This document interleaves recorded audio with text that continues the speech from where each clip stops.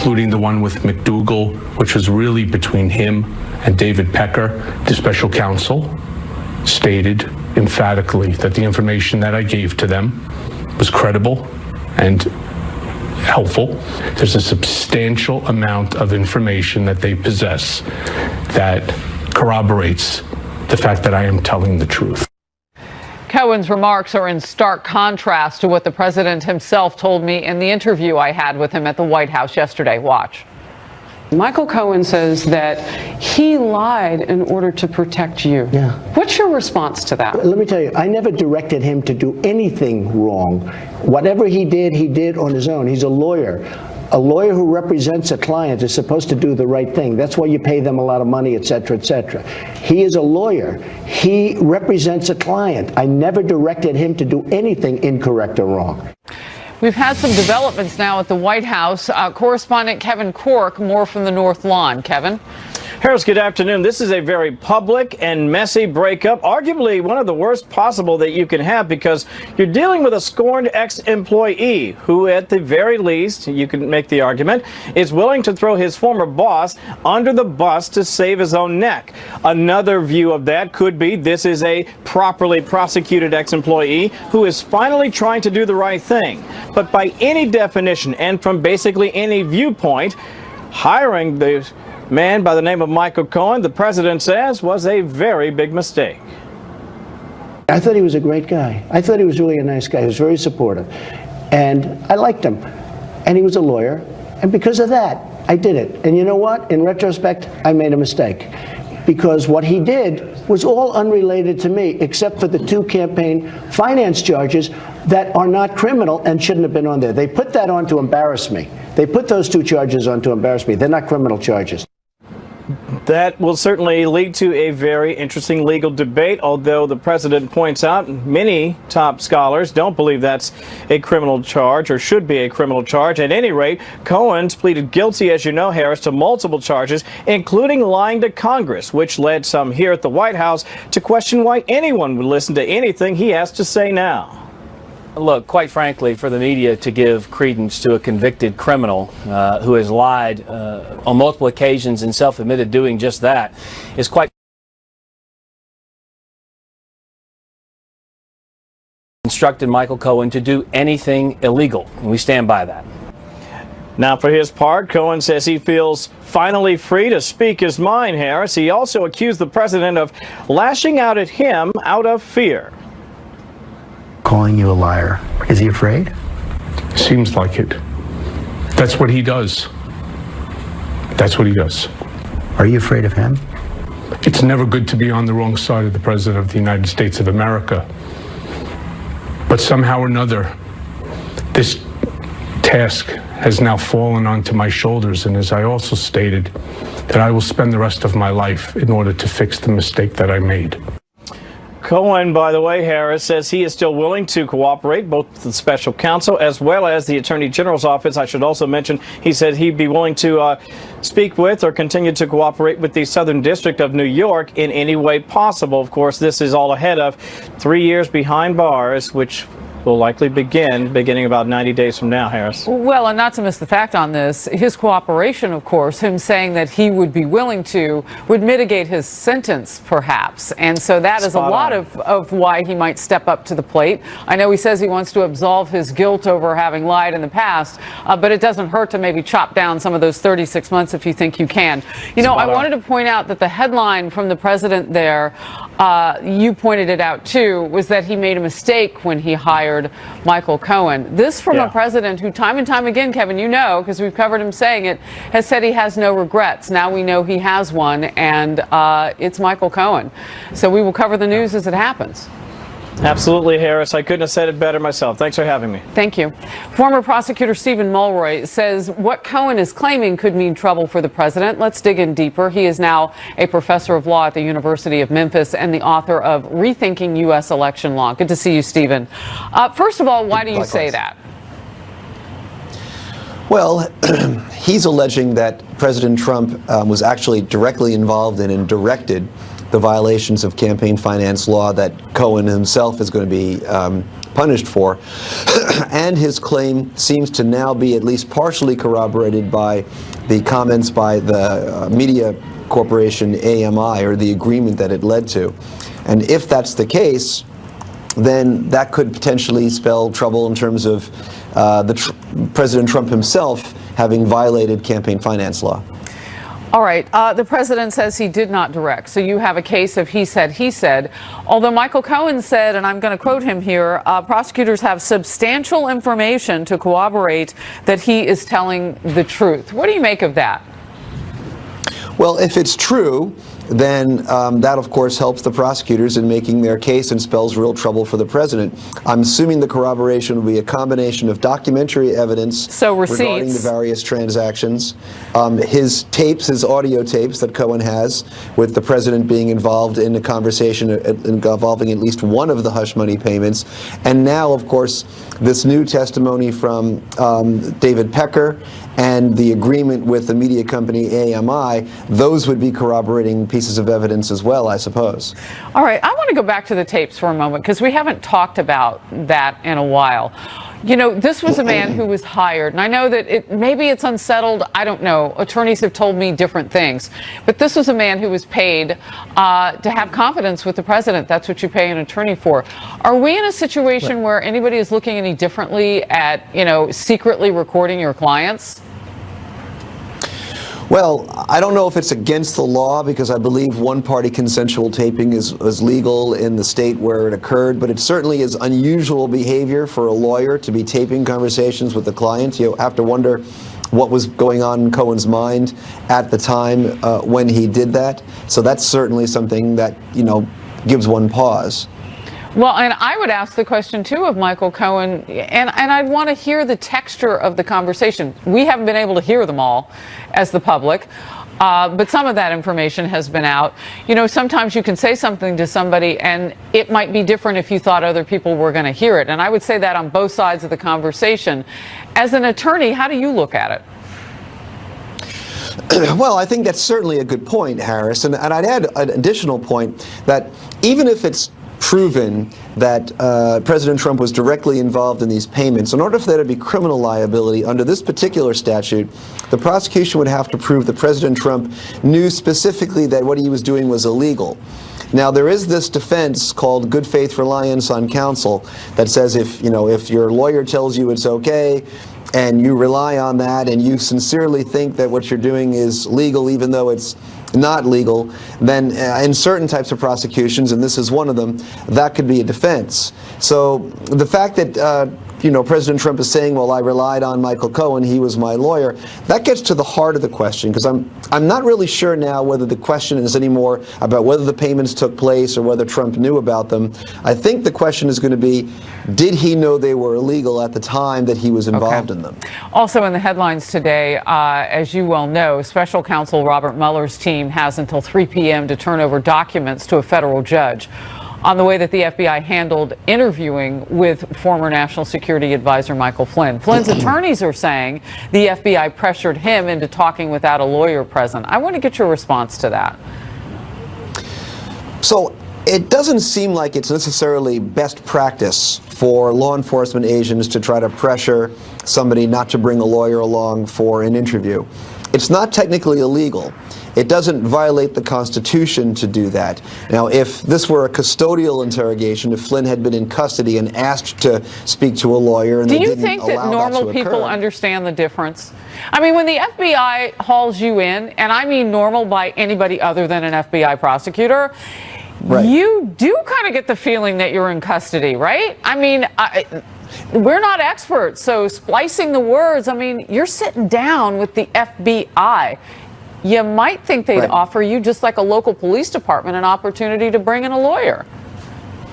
So it certainly can be intimidating to be called into an interview by the FBI, just as you said, Harris. And the average person may not understand their options. I think he was being advised by counsel at the time, so that may have helped Mr. Flynn.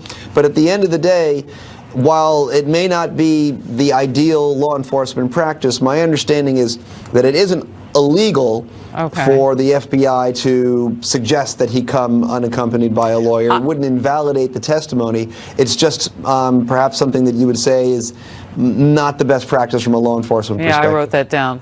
Not best practice. I don't know if you heard former FBI Director James Comey intimate that basically they got one over, that they might not have gotten over on other people. It seemed, I don't know. All right, I'll let you go. Thank you. Republican Congressman Thank you. Adam Kinzinger, a member of the House Foreign Affairs Committee, forgive me, that's Senate, joins me now. Good to see you. You know what? You too. I want to pick up on that point.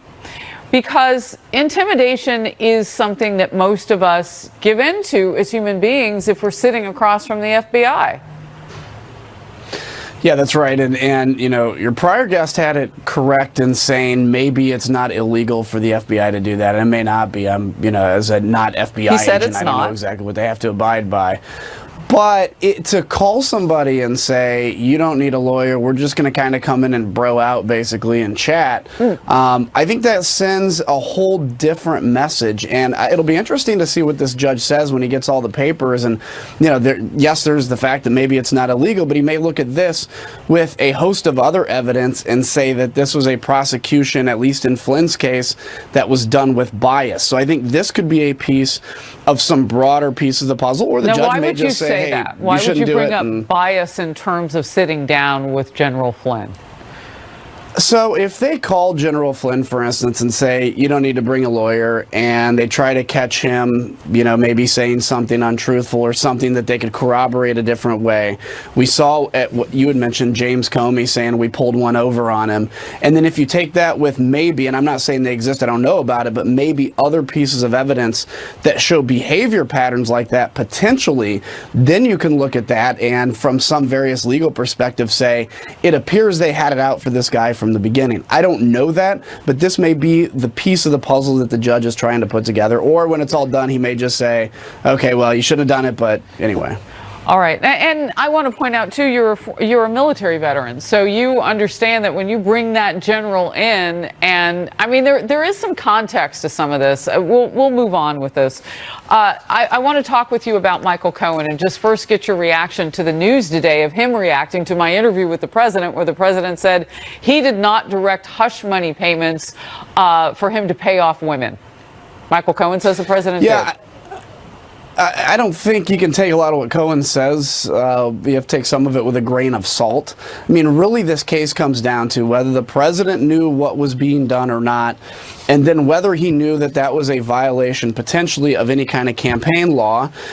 Because, again, Michael Cohen may have just said, yeah, if president says, hey, just handle something, assuming your lawyer is going to do it legally, then that's done. The other question, though, even if all this comes out and it's found out that the president knew, et cetera, then the question is, what is the penalty under campaign finance law, and how do we make sure that that penalty is done fairly, not because the president's the president, not because maybe somebody doesn't like him, but as is done with other situations similar to this. The FEC throws out campaign finance violations all the time, and they throw out fines. So the question of criminal versus a campaign fine is probably something we have to get a lot more information on. Yeah, a fine is usually what it is. And you bring up an interesting point. So, and that in fact would be, I don't know if the word bias is right, but it would be maybe looking at somebody not as equally or as fairly when you adjudicate the case and then you put forth the punishment if it's not equal to how you would do it with anybody else. Last word from you? Yeah, that's right. Look, I believe in the legal system in this country, but if we pretend like agents don't have political bias either way, then we're doing ourselves a disservice, and that needs to be monitored so that that doesn't exist in our justice system. Equal justice under the law, whether you're a Republican, Democrat, or anything else. All right. Representative Kinzinger, thank you very much. Great to see you. Happy holidays to you. You too. You too. Former FBI Director James Comey expected back on Capitol Hill Monday. You've heard me talk about him just a couple of times today. This is just days after he could not recall numerous questions related, or at least the answers to them, related to the Russia investigation. And former Obama Attorney General Loretta Lynch is expected to testify next week as well. Catherine Herridge is collecting the news.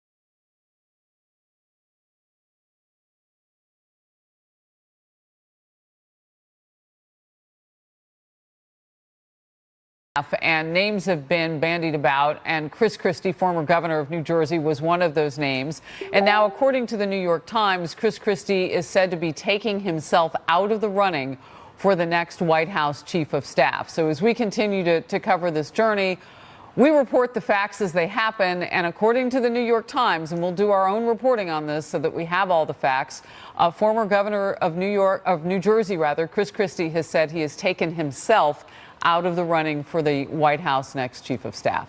All right, we'll move on. Fox News alert. Former FBI Director James Comey is expected back on Capitol Hill on Monday to testify before 2 House committees. Former Attorney General Loretta Lynch also is expected to be questioned by lawmakers in the coming days amid the House's investigation into alleged anti-Trump bias inside the Justice Department.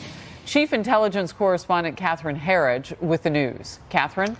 Well, thanks, Harrison. Good afternoon. The former FBI Director James Comey is scheduled for a second round of questioning Monday behind closed doors with Democrat and Republican lawmakers. More questions are expected about Comey's role directing the investigation of the president's former national security advisor, Mike Flynn, after Comey admitted he did not follow standard procedure.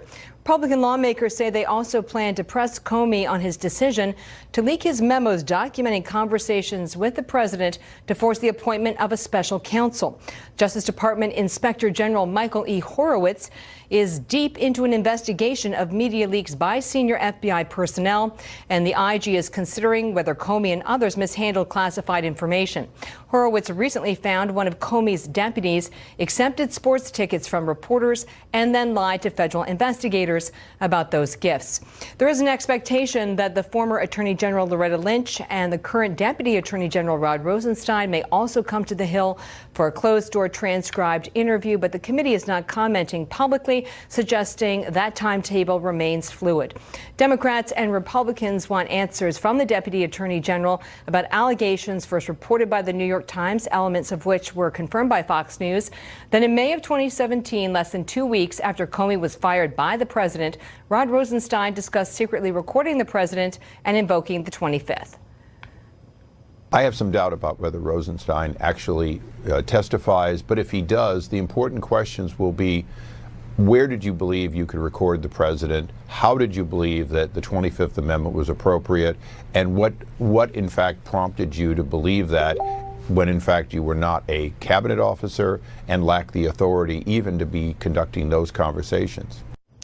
In a statement, Rosenstein denied the New York Times reporting as accurate, and a close source to the Deputy Attorney General said he was being sarcastic. Just some footnotes here, if you will. Monday, we do expect the same ground rules with Comey, transcribed and transcript released within 24 hours. And on a personal note, congratulations, Harris, for getting that interview with the president. Well done. Thank you. That means a lot. You're welcome. I respect your work so much, Catherine. Thank you very much.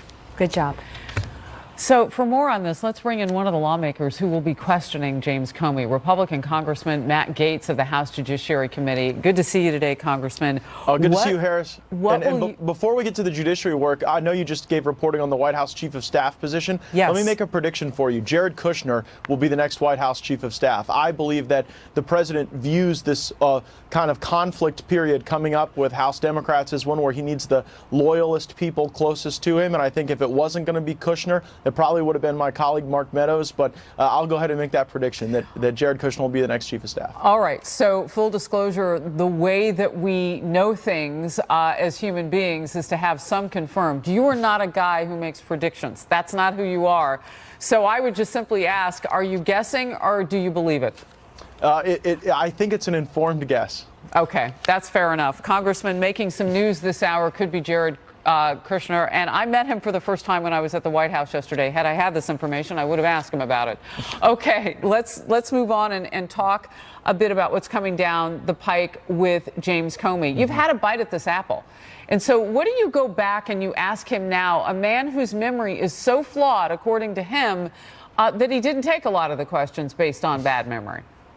James Comey has perfected the art of selective amnesia, and I don't expect that will change on Monday. I do think it is reflective of poor management of the Judiciary Committee that we're bringing in Jim Comey a second time before we bring in Rod Rosenstein even once. I mean, it was months ago that Rod Rosenstein was reported as saying he wanted to wiretap the president and potentially remove him from office, and we haven't asked the first question about that. So I think that's a real dereliction of duty. There are two areas where I think Comey's right. First, this should not be occurring behind closed doors. We should be skeptical of Republicans and Democrats when they tell us that the best way to conduct oversight is to do it outside of the view of the American people. Second thing I think Comey's right about, this is not a sincere attempt to hold Hillary Clinton or Jim Comey accountable for Hillary Clinton's email scandals. If we were really serious about doing that, we'd have been on the stick starting the beginning of the 115th Congress. So what we're really trying to do here is understand the four corners of where Comey was leaking and who he was talking to, because our fear about Comey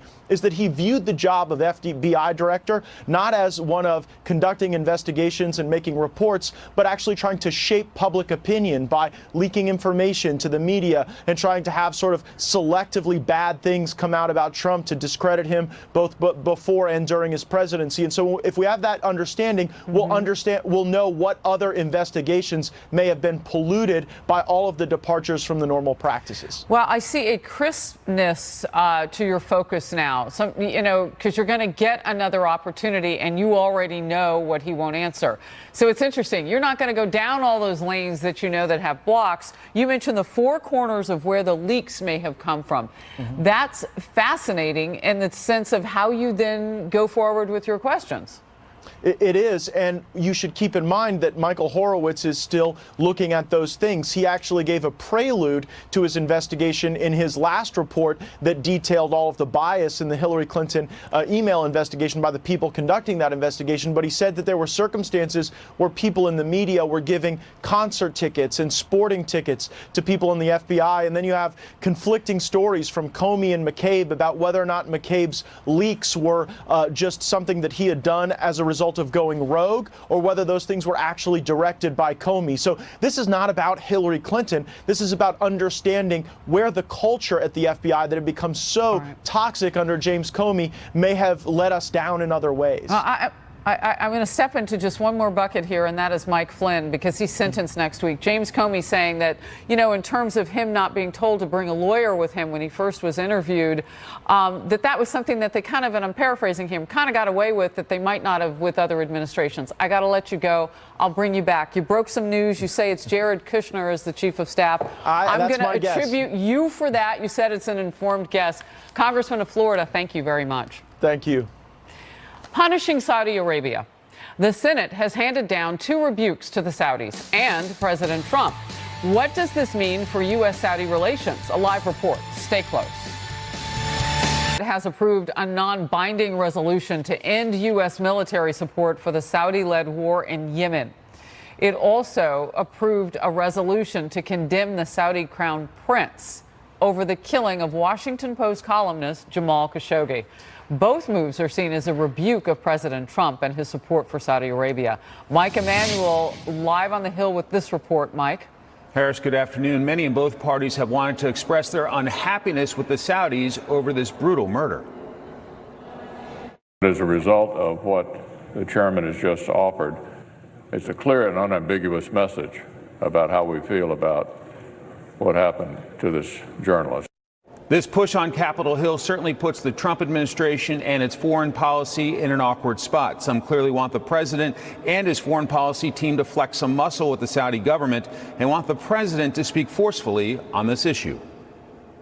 I think the Senate of the United States, on a strong bipartisan basis, just sent a very clear message to the administration and to the Saudi kingdom that the kidnapping and torture and murder of an American resident journalist, Jamal Khashoggi, had significant consequences for how a wide range of senators, Republican and Democrat, feel about the future of the U.S.-Saudi relationship. And some in both parties, including a senator close to the White House, are saying this is not the end of the mission. I think the main thing for us, quite frankly, guys, is to do sanctions next year that will stop arms sales, all aid to the war in Yemen, until things change in Saudi Arabia, until those accountable, those responsible for Khashoggi's murder are held accountable. It's absolutely abhorrent, and I think that we need to check our relationship with Saudi Arabia, with the Saudis, and make it very clear that we are not comfortable. War in Yemen is a big sticking point for many people, many members of Congress. The expected next Speaker of the House, Nancy Pelosi, has hinted at sanctions against the Saudi Crown Prince. Harris? Mike, thank you very much. I want to bring in now Evan Bayh, former Indiana senator. Good to see you today. Let's talk about, and you've been described as a moderate Democrat, so I'm first of all want to get the politics at play here. Was this a rebuke against President Trump? Harris, I'm not sure it was directed at President Trump as a rebuke, certainly by the Republicans, perhaps by the Democrats. I think what you have here is a difference in policy. We're trying to accomplish two things. Number one, send a strong, unambiguous message that kidnapping, torture, and murdering journalists like this is not acceptable. We won't tolerate that kind of thing, on the one hand, while on the other hand, preserving our relationship with a very important ally who's the principal counterweight to Iran in that part of the world. So I think what you had here is a majority of the Senate saying that the president is striking the balance wrong as a matter of policy, rather than, certainly by the Republicans, rather than it being personally aimed at the president. What do we want to do in Yemen at this point? And how do we balance that against what the ally, Saudi Arabia, is doing? Well, Yemen, unfortunately, has turned into kind of a quagmire, and Yemen has been a mess for a long time. In many ways, Harris, it's not a natural nation state. It was a forced marriage between the North and the South. They have ethnic differences, tribal differences, religious differences. And now, unfortunately, the Houthis, with some support from Iran, overran the country. The Saudis were afraid of that. They took action. They've not done a very effective job of taking action. A lot of civilians have been killed and so forth. So the question for us as Americans is, how do we basically get a ceasefire, some sort of stabilization there that brings the killing to a stop and does not empower the Iranians to really have a big toehold on the Arabian Peninsula? Yeah, and that's some of the pushback that you'll hear from critics of this resolution, that this doesn't do enough to hold Iran's feet to the fire. Are we at a point where that is less important to us and a moral compass or conscience, now that we've seen how many people have died on the ground in Yemen, takes over? Or can you do both? Well, we have to try and do both. The big picture, long-term issue is, what about Iran? Iran has regional aspirations. They are causing real problems in Syria. They are causing problems in Lebanon. Just across the region, they are causing problems, and they view us with great hostility. So that's the big picture in the long run. And the Saudis are important to counterbalancing all of that. And by the way, they've also, Harris, worked with us on counterintelligence versus radical Sunnis. It was Saudi intelligence a few years ago that stopped the bombing of an American airliner that would have cost the life of several hundred Americans. So we have to kind of remember all that, while at the same time we're saying to them, look, you can't murder people like that. There's a consequence for that. And you've gotten yourself bogged down in a place here. It's not good for you. It's not good for the region. We have to collaboratively work to have a different course, to have a ceasefire, to stop the killing. So that's the direction we need to push them in. But you got to do both. Counterweight Iran, try and stabilize Yemen. But Yemen is not going to be a coherent country in our lifetimes. It's just not built that way. So sad. That humanitarian crisis that is unfolding there could be, and undoubtedly looks like it will be, one of the worst in our lifetimes. Before I let you go, I do want to go back down this road about Saudi Arabia, because it's complicated for some to negotiate that relationship. What do we do about this prince? Do we have the kind of influence or clout to say we don't want to do business with him, like Senator Lindsey Graham has said, and then stand up and not do business with him? Well, I love Lindsey. He's a close, friend of mine. But I don't really know how we dictate internal Saudi succession and politics to them. There need to be consequences. I think that's what he was saying. Their stock market has sold way off as a result of this controversy. The Crown Prince was shunned at the G20 meeting, and now you have a bipartisan majority. Well, not by President Putin. Well, not by Putin. They sat and did. They had the bro shake. Yeah, they were enjoying their time there. So, just to get out your thought. Well, by the Western democracies, so they are paying a price for this, and I guess sanctions will be debated. But if I were the Saudis watching all of this, I would realize pretty clearly you can't do this kind of thing again. And unless the Crown Prince is in complete denial, hopefully he'll begin to change the way he does business and cooperate with us a little bit more in places like Yemen, and no longer tolerate or be involved with this sort of assassination. Evan Bayh, former senator of Indiana, joining us, a Democrat, moderate one as he's been described. Good to see you today. Thank you. Thank you, Harris. President Trump and top Democrats appear to be farther apart as the clock ticks down for lawmakers to reach a deal to avoid a partial government shutdown. We're watching it. Power panel weighs in. Stay close.